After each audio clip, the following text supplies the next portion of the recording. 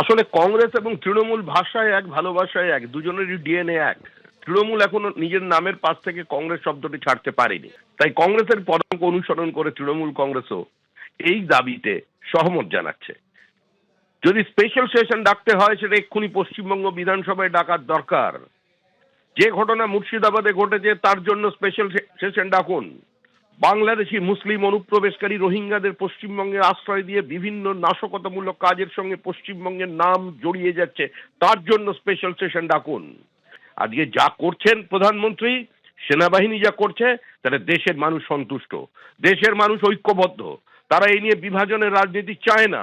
Operation সিঁদুর এখনো পর্যন্ত শেষ হয়নি, কিন্তু তার মধ্যেই পলিটিক্যাল ট্যুরিজম শুরু হয়ে গেছে। কেউ কেউ বিভিন্ন জায়গায় গিয়ে বলছেন বাংকার বানিয়ে দেবো, মানে আরেকটা গর্তশ্রী তৈরি করে দেবো ওখানে। তো এগুলো চলতে পারে না, মানুষ এদের প্রত্যাখ্যান করবে। কংগ্রেসের পর তৃণমূল সংসদে বিশেষ অধিবেশন ডাকার দাবি করলেন মমতা বন্দ্যোপাধ্যায়। দুই দেশের সংঘাত এবং পরবর্তী কি অগ্রগতি তা জানার অধিকার আছে দেশের মানুষের, অন্য কারোর আগে জানার অধিকার দেশের মানুষেরই। বিশেষ প্রতিনিধি দল ফিরলেই সংসদে বিশেষ অধিবেশনের সওয়াল। পাক সন্ত্রাসের বিরুদ্ধে বিশ্বজুড়ে ভারতের সর্বদলীয় প্রতিনিধি দল পাঠানোর সিদ্ধান্তেরও প্রশংসায় তৃণমূল নেত্রী। জাতীয় স্বার্থে কেন্দ্রের সিদ্ধান্তের পাশে থাকার বার্তা দিয়ে পোস্ট মমতা বন্দ্যোপাধ্যায়ের পোস্ট রিপোস্ট করলেন অভিষেক বন্দ্যোপাধ্যায়।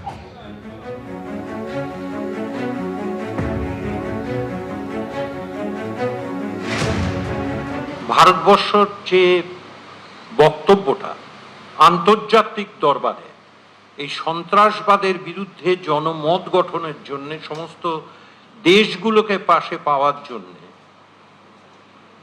যে প্রচেষ্টা, তাকে স্বাগত জানিয়েছেন।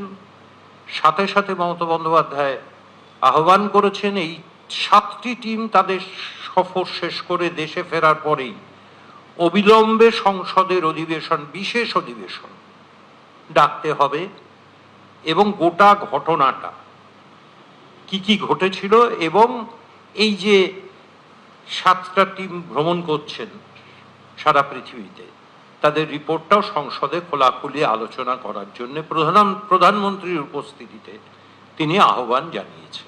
ভারতবর্ষের 73 বছরের ইতিহাস বলছে যখনই আমরা যুদ্ধকালীন পরিস্থিতিতে পৌঁছেছি তারপরে যৌথ সংসদীয় কমিটিতে আমাদের রিপোর্ট প্রধানমন্ত্রী তার ব্যাখ্যা দেন, তারপরে বাইরে তিনি বলেন।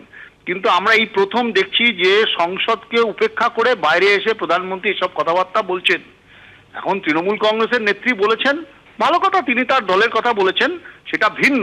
কিন্তু আমাদের দল ভারতবর্ষের জাতীয় কংগ্রেস, বিরোধী দলনেতা রাহুল গান্ধী যৌথ সংসদীয় কমিটির আহ্বান অনেক আগে ডেকেছেন, কিন্তু প্রধানমন্ত্রী সব শোনেন না। তিনি সর্বদলীয় বৈঠকে থাকেন না, তার কাছে প্রায়োরিটি হচ্ছে বিহারের নির্বাচন। অদ্ভুত লাগে দেশে।